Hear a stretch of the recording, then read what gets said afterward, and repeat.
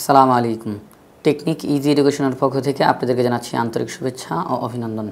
আজকের পর্বে আমরা ষষ্ঠ শ্রেণীর গণিত বিষয়ের অনুপাত ও শতকরা অধ্যায়ের বিভিন্ন অনুপাত বিষয়ে বেশ কিছু গুরুত্বপূর্ণ বহু নির্বাচনী প্রশ্ন সমাধান করব।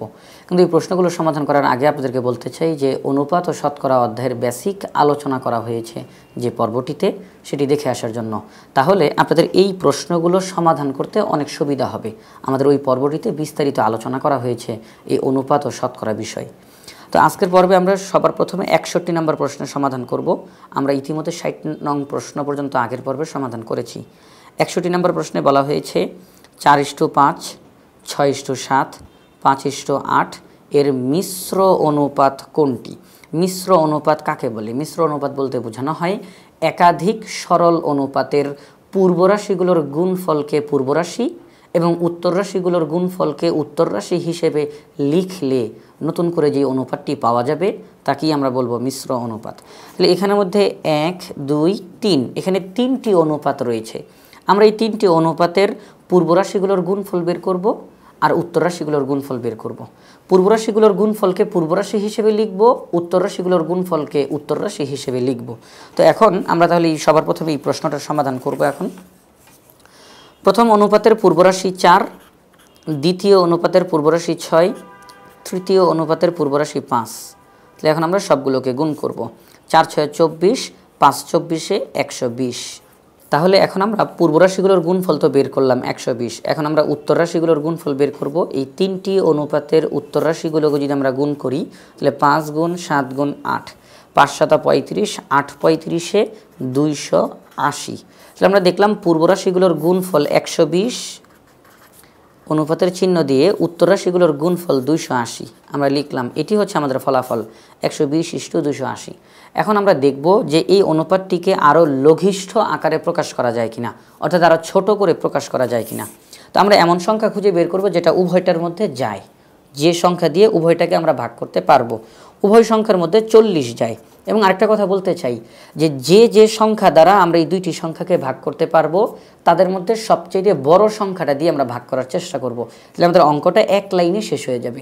আর যদি ছোট সংখ্যা দিয়ে ভাগ করি তাহলে অঙ্ক শেষ হবে এক পর্যায়ে ঠিকই, কিন্তু একটু লাইনটা একটু বেশি হবে, এই আর কি, আর কোনো তফাৎ নেই। তো এক কথায় বলতে গেলে সংখ্যাগুলোর গসাগু দ্বারা ভাগ করলেই অঙ্কটা এক লাইনে শেষ হয়ে যাবে। 120 এবং 280-র মধ্যে 40 যায়। 40 120-এর মধ্যে যায় 3 বার, 40 280-র মধ্যে যায় 7 বার। কারণ 3 40-এ 120 এবং 7 40-এ 280। এখন এই যে 3:7 এটিকে কি আর ছোট বানানো যায়? এটিকে আর ছোট বানানো যায় না। তাহলে আমরা বলতে পারি যে এই যে 3টি অনুপাত এখানে দেওয়া রয়েছে, এই 3টি অনুপাতের মিশ্র অনুপাত হলো 3:7। এখন আমাদের এই 3:7 আমাদের খ নাম্বার অপশনে রয়েছে, তাহলে এটি হচ্ছে সঠিক উত্তর। এখন আমরা 62 নম্বর প্রশ্নের সমাধান করব। এখানের মধ্যে বলা হয়েছে 5:9, 4:17 ও 3:11 তিনটি অনুপাত দেওয়া রয়েছে। এই 3টি অনুপাতের মিশ্র অনুপাত নিচের কোনটি? একটু আগে আমরা যে 61 নম্বর প্রশ্নটার সমাধান করলাম যেই পদ্ধতিতে করলাম, এখন আমরা 62 নম্বর প্রশ্নের সমাধান সেই একই পদ্ধতিতে করব। আমরা এই প্রত্যেকটি অনুপাতের পূর্বরাশিগুলোর গুণফল বের করব, প্রত্যেকটি অনুপাতের উত্তর রাশিগুলোর গুণফল বের করব। তাহলে এখন আমরা এই পূর্বরাশিগুলোর গুণফল বের করি। আমরা এখানে মধ্যে লিখি যে এই 3টি অনুপাতের পূর্বরাশি 5 গুণ 4 গুণ 3, তাহলে 4 5 20, 3 20 60। এখন আমরা উত্তর রাশিগুলোর গুণফল বের করব। সবগুলো উত্তর রাশিকে আমরা গুণ করব। 9 গুণ 17 গুণ 11। তাহলে আমরা যদি এখন 9-এর সাথে 17 গুণ করি, তার সাথে 11 গুণ করি, তাহলে আমাদের ফলাফল বের হবে 1683। এটি হচ্ছে আমাদের ফলাফল।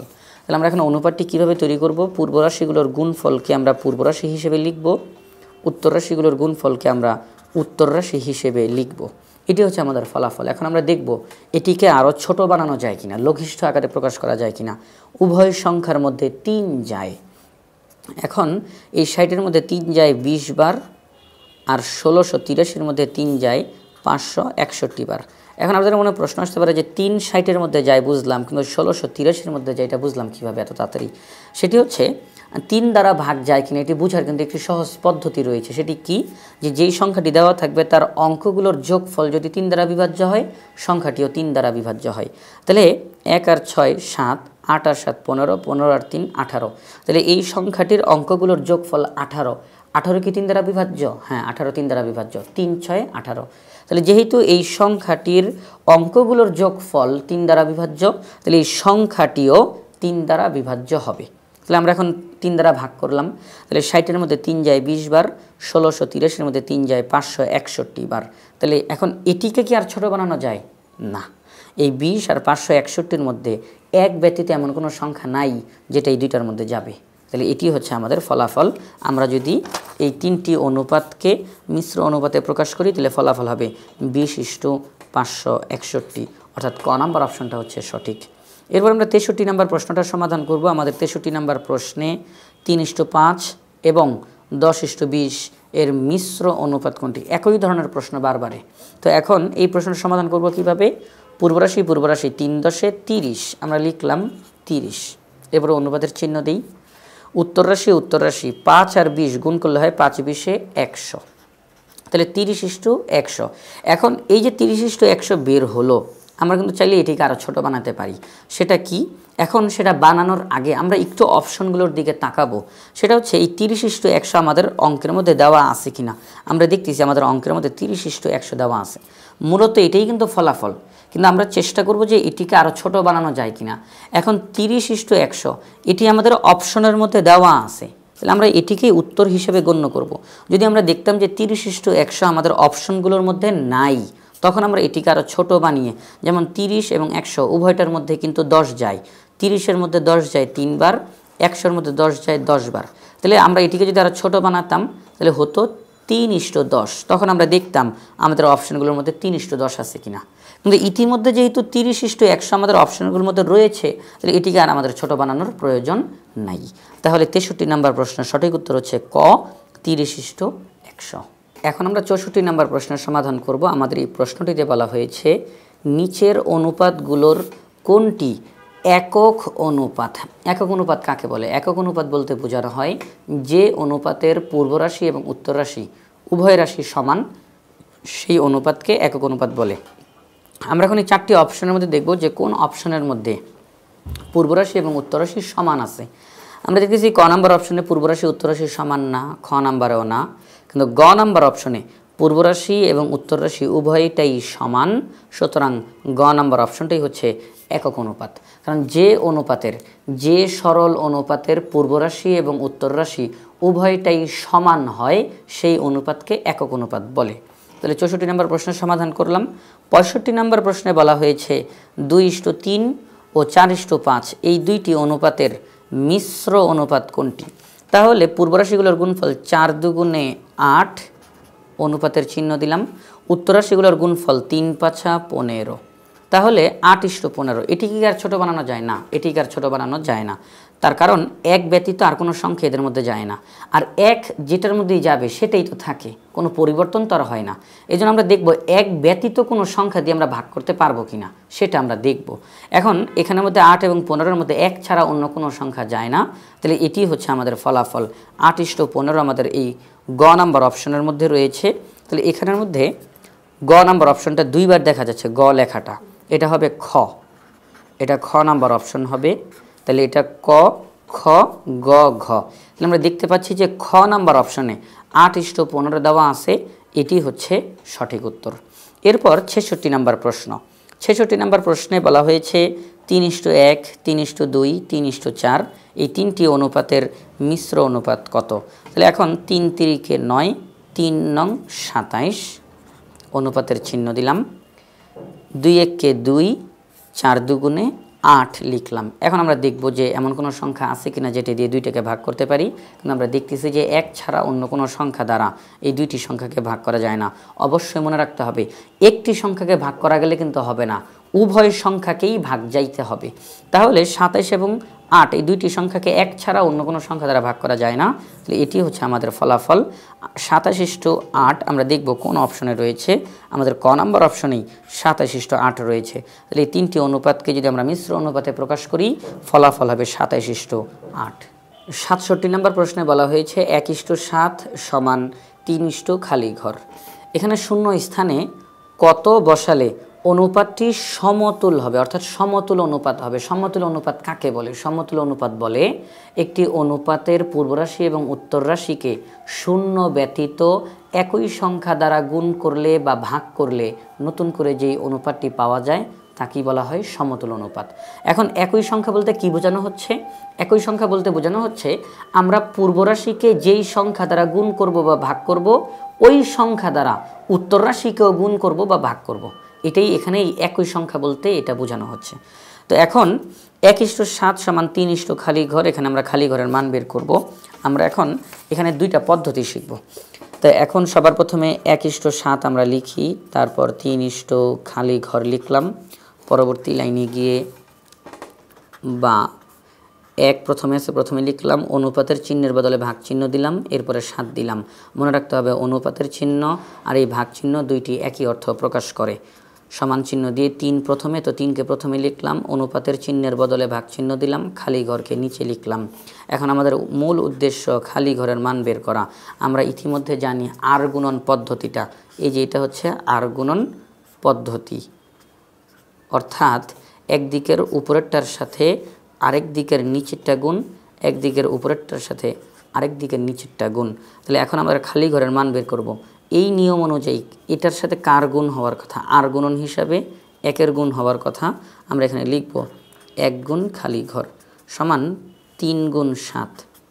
পরবর্তী লাইনে খালি ঘর এখানে থাকলো, এখানের মধ্যে 3 গুণ 7 ভাগ, এই যে 1 গুণ আছে এটা এদিকে আসলে 1 ভাগ।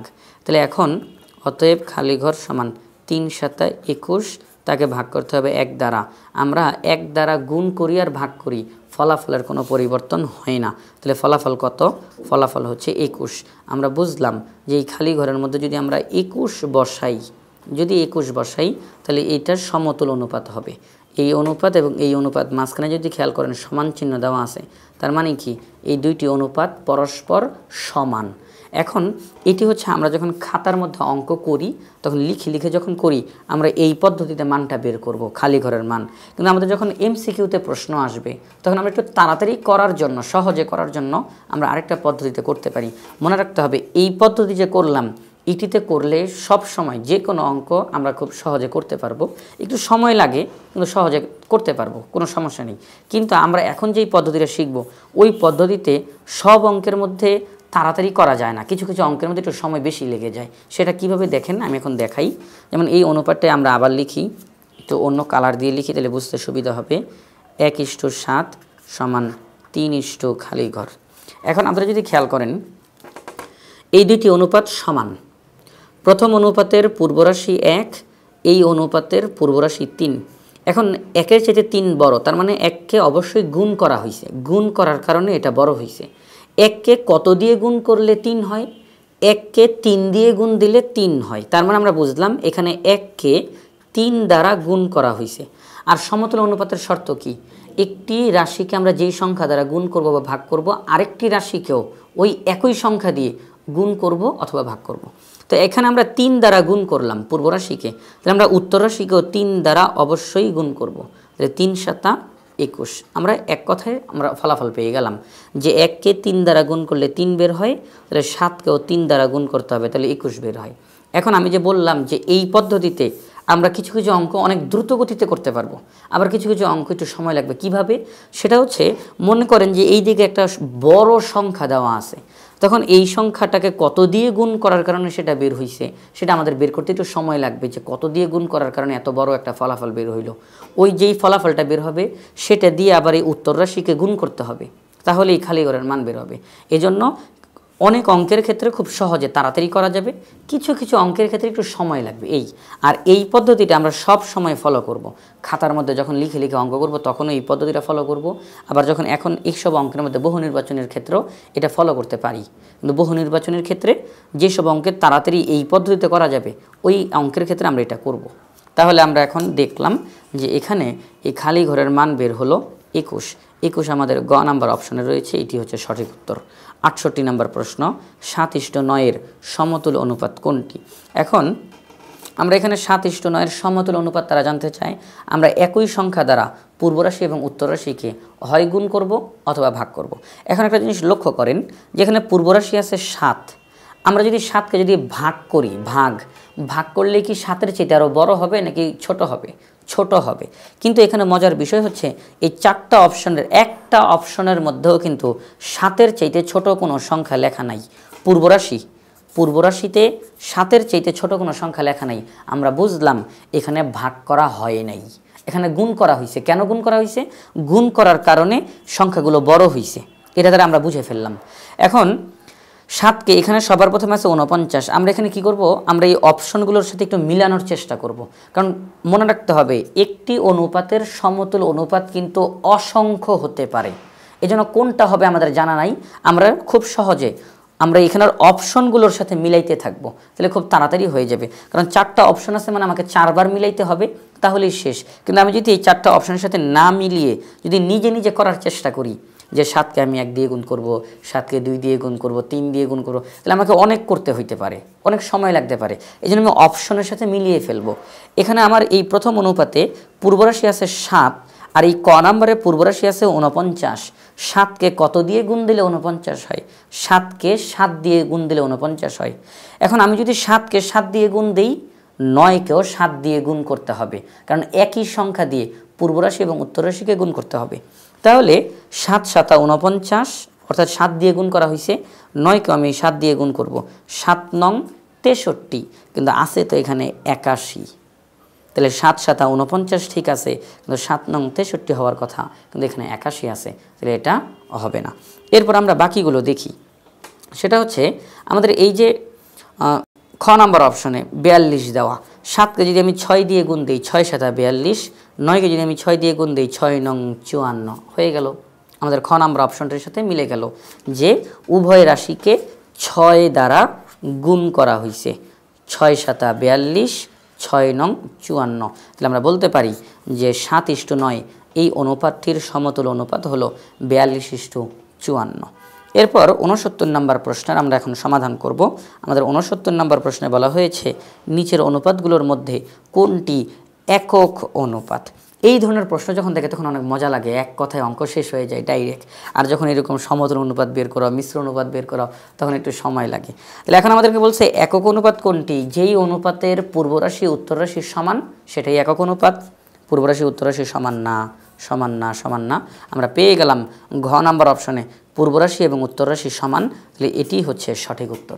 এখন আমরা 70 নম্বর প্রশ্ন সমাধান করব। আমাদের 70 নম্বর প্রশ্নে বলা হয়েছে 33:35 এর উত্তর রাশি কোনটি? আমরা জানি যে একটি অনুপাতের প্রথমে যেই রাশিটি থাকে তাকে বলা হয় পূর্ব রাশি, আর দ্বিতীয়তে যেই রাশিটি থাকে তাকে বলা হয় উত্তর রাশি। তাহলে এই অনুপাতের উত্তর রাশি হচ্ছে 35, তাহলে খ নাম্বার অপশন হচ্ছে সঠিক। এরপরে 71 নম্বর প্রশ্ন, 5/6:6/5, দুইটি ভগ্নাংশ দেওয়া আছে। পূর্ব রাশি হিসেবে 5/6, উত্তর রাশি হিসেবে 6/5। সমান চিহ্ন দিয়ে খালি ঘর অনুপাতের চিহ্ন 25। তারা জানতে চায় খালি ঘর সমান কত, অর্থাৎ খালি ঘরের মধ্যে কত বসাতে হবে। এখন আমরা খালি ঘরের মধ্যে কত বসাবো সেটা বের করার জন্য আগে আমরা সমান চিহ্নের বাম দিকে যে দুইটি ভগ্নাংশ আছে তাদেরকে আগে আমরা ঠিক করে নিই। সেটা হচ্ছে আমরা এখানের মধ্যে 5/6 অনুপাতের চিহ্ন 6/5 সমান চিহ্ন খালি ঘর অনুপাতের চিহ্ন 25। আমরা এখানের মধ্যে যেই কাজটা করব, এই ভগ্নাংশগুলো আমরা রাখবো না, আমরা ভগ্নাংশগুলোকে পূর্ণ সংখ্যা বানিয়ে ফেলার চেষ্টা করব। সেটা কিভাবে? ভগ্নাংশগুলোর হরগুলোর লসাগু দ্বারা গুণ করতে হবে। হরগুলোর লসাগু দ্বারা গুণ করলেই এই হরগুলো সরে যাবে। তাহলে পরবর্তী লাইনে এই 5 হর, এই 6 হর, এই 5 আর 6-এর লসাগু হচ্ছে 30। আমরা উভয় রাশিকে 30 দ্বারা গুণ করব। 5/6 গুণ 30, 6/5 গুণ 30 সমান খালি ঘর অনুপাতের চিহ্ন 25। এখন এখানে জিনিস খেয়াল করবেন, আমরা কিন্তু পূর্ব রাশি আর উত্তর রাশিকে 30 দ্বারা গুণ করছি।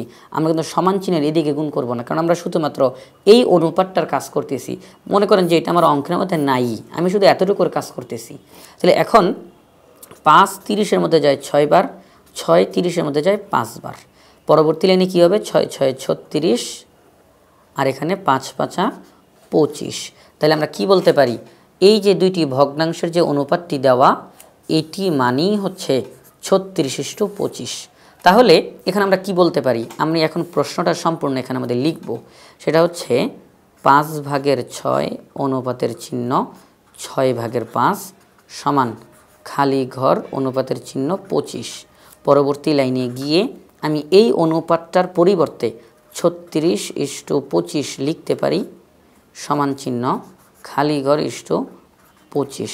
আপনারা যদি লক্ষ্য করেন মাঝখানে একটা সমান চিহ্ন দেওয়া আছে, তাহলে উত্তর রাশি 25, উত্তর রাশি 25, পূর্ব রাশি 36, পূর্ব রাশি 36ই হবে, কারণ উভয়টা সমান হবে। তাহলে এই খালি ঘরের মধ্যে 36 বসবে। আমরা তাহলে বলতে পারি যে এই খালি ঘর সমান 36, অর্থাৎ ঘ নাম্বার অপশনটা সঠিক। 72 নম্বর প্রশ্নে বলা হয়েছে 4:7 সমান 16 খালি ঘর, খালি ঘরে কোন সংখ্যাটি হবে? এখন একটু আগে আমরা যে পদ্ধতিটা শিখেছিলাম, দুইটা পদ্ধতি, একটা হচ্ছে আমরা খাতায় যখন লিখে অঙ্কটা করি ওই একটা পদ্ধতি, আরেকটা হচ্ছে খুব সহজে যেটা করা যায়। এখানে পূর্ব রাশি আছে 4, এখানে পূর্ব রাশি আছে 16, এখানে উত্তর রাশি আছে 7, এখানে উত্তর রাশি ফাঁকা, কিছু নাই। তাহলে এখন এই যে এখানে পূর্ব রাশি 4 আর এখানে পূর্ব রাশি 16, মাঝখানে সমান চিহ্ন দেওয়া, তাহলে 4কে কত দিয়ে গুণ দিলে 16 হয়? 4কে 4 দিয়ে গুণ দিলে 16 হয়। তাহলে 4কে যদি 4 দিয়ে গুণ দিলে 16 হয়, 7কেও 4 দিয়েই গুণ দিতে হবে, কারণ আমরা জানি একই সংখ্যা দ্বারা গুণ করতে হয় অথবা ভাগ করতে হয়। তাহলে এখানে পূর্ব রাশিকে 4 দ্বারা গুণ করার কারণে উত্তর রাশিকেও 4 দ্বারাই গুণ করতে হবে। তাহলে 4 4 আর 16, 4 7 28। আমরা বুঝতে পারলাম যে এই খালি ঘরের মধ্যে 28 বসবে, এটা ঘ নাম্বার অপশনে রয়েছে। 73 নম্বর প্রশ্নে বলা হয়েছে 7:5-এর দ্বিগুণানুপাত কোনটি? এখন দ্বিগুণানুপাত বলতে কি বোঝানো হয়? দ্বিগুণানুপাত বলতে বোঝানো হয় যে অনুপাতটি দেওয়া থাকবে তার পূর্ব রাশির বর্গকে আমরা পূর্ব রাশি হিসেবে লিখব, উত্তর রাশির বর্গকে উত্তর রাশি হিসেবে লিখব। তাহলে আমরা নতুন করে যে অনুপাতটি পাবো তাকেই বলা হবে দ্বিগুণানুপাত। তাহলে এখন আমাদেরকে বলা হয়েছে যে 7:5-এর দ্বিগুণানুপাত কোনটি? এই যে আমরা লিখলাম 7:5, তাহলে দ্বিগুণানুপাত বলতে কি বোঝানো হয়? একটি অনুপাতের পূর্ব রাশির বর্গকে পূর্ব রাশি হিসেবে লিখতে হয়, উত্তর রাশির বর্গকে উত্তর রাশি হিসেবে লিখতে হয়। তাহলে নতুন করে যে অনুপাতটি পাওয়া যায় তাকেই বলা হয় দ্বিগুণানুপাত। তাহলে 7-এর বর্গ কত হবে? 7-এর বর্গ মানে কি? 7-এর বর্গ মানে হচ্ছে 7কে 7 দিয়ে গুণ করতে হবে, 7 7 49। আর 5-এর বর্গ মানে কি? 5-এর বর্গ মানে হচ্ছে 5কে 5 দিয়ে গুণ দিতে হবে, 5 5 25। তাহলে আমরা দেখলাম 7-এর বর্গ হচ্ছে 7 গুণ 7 আর 5-এর বর্গ হচ্ছে 5 গুণ 5। তাহলে 7 7 49 আর 5 5 25। তাহলে আমরা দেখতে পাচ্ছি যে 7:5 এই অনুপাতের দ্বিগুণানুপাত বলতে যে অনুপাতটি হয় তা হচ্ছে 49:25। এটি আমাদের খ নাম্বার অপশনে রয়েছে, এটি হচ্ছে সঠিক উত্তর। 74 নম্বর প্রশ্নে বলা হয়েছে 3:5, 4:7 এই দুইটি অনুপাতকে কোন অনুপাত বলা যাবে? এখানে আমাদের 4টি অনুপাতের নাম দেওয়া আছে, একক অনুপাত, ব্যস্ত অনুপাত, গুরু অনুপাত, লঘু অনুপাত। এখানে যে দুইটি অনুপাত দেওয়া, এদেরকে আমরা কি নামে ডাকতে পারি? এখন আমরা দেখতে পাচ্ছি যে এই অনুপাতের পূর্ব রাশি উত্তর রাশির চেয়ে ছোট, তাহলে এই অনুপাতকে বলা হবে লঘু অনুপাত। এই অনুপাতের পূর্ব রাশি উত্তর রাশির চেয়ে ছোট, তাহলে এই অনুপাতকে বলা হবে লঘু অনুপাত। আমরা বলতে পারি এই দুইটি অনুপাতকে লঘু অনুপাত বলা যাবে। 75 নম্বর প্রশ্ন 1:2 সমান 5 খালি ঘর, এখানে কত হলে অনুপাতটি সমতুল হবে? তাহলে এখানে পূর্ব রাশি হিসেবে আছে 1, এখানে পূর্ব রাশি হিসেবে আছে 5, এখানে উত্তর রাশি হিসেবে আছে 2, এখানে উত্তর রাশি হিসেবে কোনো সংখ্যা নাই, খালি ঘর। তাহলে 1কে কত দিয়ে গুণ দিলে 5 হয়? আমরা জানি 1কে 5 দিয়ে গুণ দিলে 5 হয়, তার মানে কি 1কে 5 দিয়ে গুণ করা হয়েছে। তাহলে 1কে যদি 5 দিয়ে গুণ করা হয়, 2কেও 5 দিয়ে অবশ্যই গুণ করতে হবে, কারণ একই সংখ্যা দিয়ে গুণ করতে হবে অথবা ভাগ করতে হবে। তাহলে এখানে 5 5, 5 দুগুণে 10। তাহলে আমরা বলতে পারি যে এই খালি ঘরে 10 বসালে এই অনুপাতটি সমতুল্য হবে। 76 নম্বর প্রশ্নে বলা হয়েছে 7 খালি ঘর সমান 42:54 হলে খালি ঘর স্থানে কত হবে? এখন আমরা দেখতেছি এখানে পূর্ব রাশি হিসেবে 7, এখানে পূর্ব রাশি হিসেবে 42, এখানে খালি ঘর উত্তর রাশি হিসেবে আছে, আর এখানে 54 উত্তর রাশি হিসেবে আছে। এখন আমরা দেখতেছি যে এই অনুপাতটির মধ্যে পূর্ব রাশিও আছে, উত্তর রাশিও আছে, কিন্তু এখানের মধ্যে উত্তর রাশি নাই। তাহলে আমরা হিসাবটা এই দিক থেকে করব যেখানে পূর্বরাশি উত্তররাশি উভয়টাই দেওয়া আছে, আমরা ওই দিক থেকে হিসাবটা করব। এখন এখানে আমার পূর্বরাশি দেওয়া আছে 42 আর এখানে পূর্বরাশি দেওয়া আছে 7, তাহলে আমরা এখানে 42 আর এখানে 7, 42কে কত দ্বারা ভাগ করলে 7 হয়? একটু ভালো করে খেয়াল করবেন। 42কে এখানে 42 আর এখানে 7, তার মানে কি 42-এর চাইতে 7 ছোট। আর ছোট কখন হয়? ভাগ করলে ছোট হয়। তাহলে 42কে কত দ্বারা ভাগ করা হয়েছে, যার কারণে 7 হইল? 42কে 6 দ্বারা ভাগ করা হয়েছে, কারণ 42কে যদি আমরা 6 দ্বারা ভাগ করি তাহলে 7 হবে, 6 7 42। তাহলে 42কে 6 দ্বারা ভাগ করা হয়েছে। তাহলে 42কে যদি আমরা 6 দ্বারা ভাগ করি তাহলে 54কেও 6 দ্বারা ভাগ করতেই হবে, কারণ আমরা জানি যে যেহেতু এখানে মাঝখানে সমান চিহ্ন দিছে, তার মানে এই দুইটি অনুপাতের মাধ্যমে তারা সমতুল অনুপাতকে বোঝানোর চেষ্টা করছে। তাহলে সমতুল অনুপাতের সংজ্ঞা কি? একটি অনুপাতের পূর্বরাশি এবং উত্তররাশিকে একই সংখ্যা দ্বারা, শূন্য ব্যতীত একই সংখ্যা দ্বারা গুণ করতে হয় অথবা ভাগ করতে হয়। তাহলে এখানে দেখলাম 42কে 6 দ্বারা ভাগ করার কারণে 7 হয়েছে। তাহলে 42কে যেহেতু 6 দ্বারা ভাগ করছি, অবশ্যই 54কেও 6 দ্বারা ভাগ করতে হবে, একই সংখ্যা দ্বারা ভাগ করতে হবে। 54কে 6 দ্বারা ভাগ করলে কত হয়? 6 নং 54, অর্থাৎ এই খালি ঘরে হবে 9। তাহলে আমরা বলতে পারি যে এই অনুপাতগুলো অনুযায়ী এই খালি ঘরে 9 বসবে। ক নাম্বার অপশনটা হচ্ছে সঠিক। এবারে 77 নাম্বার প্রশ্নটা আমরা এখন সমাধান করব। 77 নাম্বার প্রশ্নে বলা হয়েছে একটি গয়নায় তামা ও দস্তার অনুপাত 1:2। এখানে তামার কথাটা প্রথমে বলা হয়েছে, এখানে প্রথমে 1, তাহলে তামার জন্য 1। দস্তার কথা দ্বিতীয়তে বলা হয়েছে, অনুপাতের মধ্য থেকে দস্তার জন্য 2। প্রশ্নতে যাই, মূল প্রশ্ন। 36 গ্রাম গহনায় তামার পরিমাণ কত? অর্থাৎ ওই গহনাটার ওজন হচ্ছে 36 গ্রাম, তার মানে এই 36 গ্রামের মধ্যে তামা আছে, এই 36 গ্রামের মধ্যে দস্তা আছে। এখন তারা জানতে চায় তামার পরিমাণ কত। এখন তামার পরিমাণ জানতে চায়, তাই বলে কি তারা দস্তার পরিমাণ বলে দিছে আমাদেরকে? তারা কিন্তু দস্তার পরিমাণ বলে নাই। তার মানে আমরা কি দেখলাম? আমরা দেখলাম এই অনুপাতের মধ্যে যে এই দুইটি রাশি, তামা একটি রাশি, দস্তা একটি রাশি, এই দুইটি রাশির একটি রাশিরও মান দেওয়া নাই। মনে রাখবেন, যখন একটি অনুপাতের দুইটি রাশির একটিরও মান দেওয়া থাকবে না, তখন অনুপাতের রাশিগুলোর যোগফল বের করতে হবে, তারপরে অঙ্কটা করতে হবে। সেটা কিভাবে? আমাদের এই অনুপাতের রাশিগুলোর যোগফল 1 আর 2 যোগ করলে হয় 3, তাহলে আমরা যোগফল বের করলাম 3। এই যে যোগফল 3 বের করলাম, এটার মানে কি? যোগফল যত বের হবে, আমরা মোট যেই ওজন বা মোট যেই সংখ্যাটা, এই গহনাটার যেই ওজন 36 গ্রাম, আমরা তাকে সর্বমোট 3টা ভাগ করব। কয়টা ভাগ করব? 3টা ভাগ করব। সেই 3 ভাগের মধ্যে একদিকে চলে যাবে 1 ভাগ, সেই 3 ভাগের মধ্যে আরেক দিকে চলে যাবে 2 ভাগ। এখন আমাদের অঙ্কে তারা তামার পরিমাণ জানতে চায়। অনুপাতের মধ্য থেকে তামার জন্য কত? তামা প্রথমে, 1 প্রথমে, তাহলে তামার জন্য 1। তার মানে আমরা বুঝলাম ওই গহনার 3 ভাগের 1 ভাগ হচ্ছে তামা, 3 ভাগের 1 ভাগ তামা। তাহলে এখন আমরা বলতে পারি যে 36 এর 3 ভাগের 1 ভাগ, পাশে লিখে দিলাম গ্রাম। 3 36-এর মধ্যে যায় 12 বার, 3 বারং 36, 12 একে 12 গ্রাম। তাহলে আমরা বলতে পারি যে সেই গহনাটার মধ্যে তামার পরিমাণ হচ্ছে 12 গ্রাম, অর্থাৎ আমাদের এই গ নাম্বার অপশনটা হচ্ছে সঠিক। 78 নম্বর প্রশ্ন, 4:9 এর দ্বিভাজিত অনুপাত কোনটি? একটু আগে আমরা দ্বিগুণানুপাত শিখলাম, আর এখন আমরা শিখব দ্বিভাজিত অনুপাত। দ্বিভাজিত অনুপাত বলতে কি বোঝানো হয়? 2 দ্বারা ভাগ করা? দ্বিভাজিত না। দ্বিভাজিত অনুপাত বলতে বোঝানো হয় যে অনুপাতটি দেওয়া থাকবে সেই অনুপাতের পূর্বরাশির বর্গমূলকে পূর্বরাশি হিসেবে লিখতে হবে, উত্তর রাশির বর্গমূলকে উত্তর রাশি হিসেবে লিখতে হবে। তাহলে আমরা নতুন করে যে অনুপাত পাবো তাকেই বলা হবে দ্বিভাজিত অনুপাত। এটি বলতে কি বোঝানো হলো আমরা আরেকটু ক্লিয়ার হই। সেটা হচ্ছে এখানে যে 4:9 দেওয়া, আমরা 4:9 লিখলাম। এখন এই অনুপাতের পূর্বরাশি কি 4, আমরা 4-এর বর্গমূল বের করব। 4-এর বর্গমূল, 4-এর বর্গমূল মানে কি? √4, অর্থাৎ √4, 4কে রুট করতে হবে। তাহলে এই যে এই রুটের বাংলা হচ্ছে বর্গমূল, 4-এর বর্গমূল বের করতে হবে। 4-এর বর্গমূল কি? 4-এর বর্গমূল হচ্ছে 2 × 2 সমান, যেহেতু এখানে দুইটা 2 আছে আমরা ফলাফল হিসাবে একটা 2 লিখব, অথবা এটাকে আরেকভাবে আমি বলতে পারি, সেটা হচ্ছে বর্গমূলের চিহ্ন 2 এখানে কয়বার 2 বার, তাহলে 2 স্কয়ার, এই স্কয়ার আর রুট উঠে গেল, থাকলো শুধু 2, তাহলে আমরা বলতে পারি 4-এর বর্গমূল হচ্ছে 2। 4-এর বর্গমূল কত?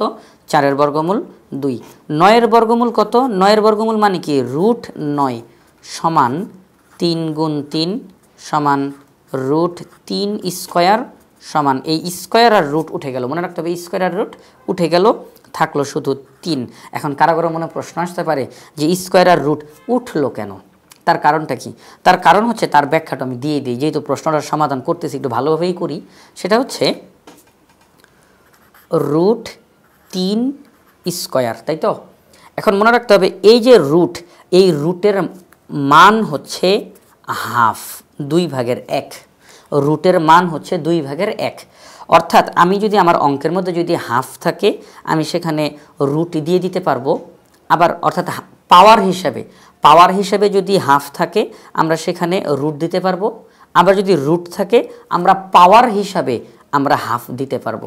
এখন আমাদের এই অঙ্কটার মধ্যে 3 স্কয়ার আর উপরে আছে রুট, আমরা পরবর্তী লাইনে এটা লিখতে পারি যে 3 স্কয়ার যা আছে তাই, আমি এই রুট চিহ্নটাকে উঠিয়ে দিতে চাই।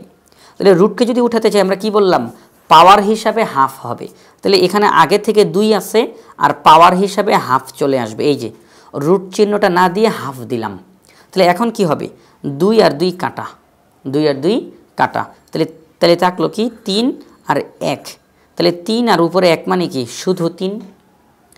3-এর উপরে 2 মানে কি? 3 গুণ 3, 3 2 বার গুণ। 3-এর উপরে 3 মানে কি? 3 3 বার গুণ। 3-এর উপরে 4 মানে কি? 3 4 বার গুণ। তাহলে 3-এর উপরে 1 মানে কি?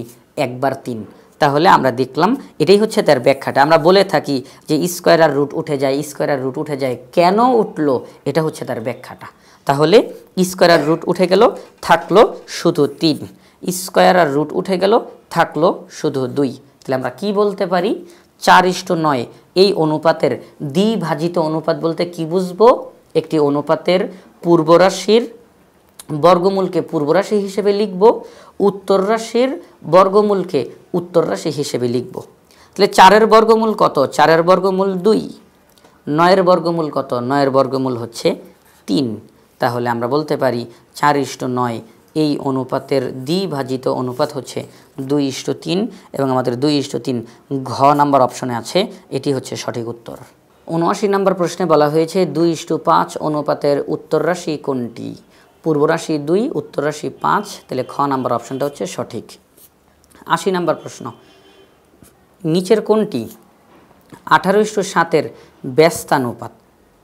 ব্যস্তানুপাত বলতে কি বোঝায়? ব্যস্তানুপাত বলতে বোঝানো হয় একটি অনুপাতের পূর্ব রাশিকে উত্তর রাশি হিসেবে লিখতে হবে আর উত্তর রাশিকে পূর্ব রাশি হিসেবে লিখতে হবে। তাহলে আমরা যে অনুপাতটি পাবো তাকে আমরা বলবো ব্যস্তানুপাত। তাহলে এখানে পূর্ব রাশি আছে 18, আমরা 18কে আমরা অনুপাতের মধ্যে এই পূর্ব রাশিকে উত্তর রাশি হিসেবে লিখব এবং উত্তর রাশিকে পূর্ব রাশি হিসেবে লিখব, যেটা আমরা পাবো তাকে আমরা বলবো ব্যস্তানুপাত। তাহলে 18:7 ব্যস্তানুপাত হলো 7:18, আর 7:18 রয়েছে গ নাম্বার অপশনে, সুতরাং এটি হচ্ছে সঠিক উত্তর। আশা করি আজকের পর্বটি তোমাদের ভালো লেগেছে। পরবর্তী পর্ব দেখার আমন্ত্রণ জানিয়ে আজকের মতো এখানেই বিদায় নিচ্ছি। আসসালামু আলাইকুম।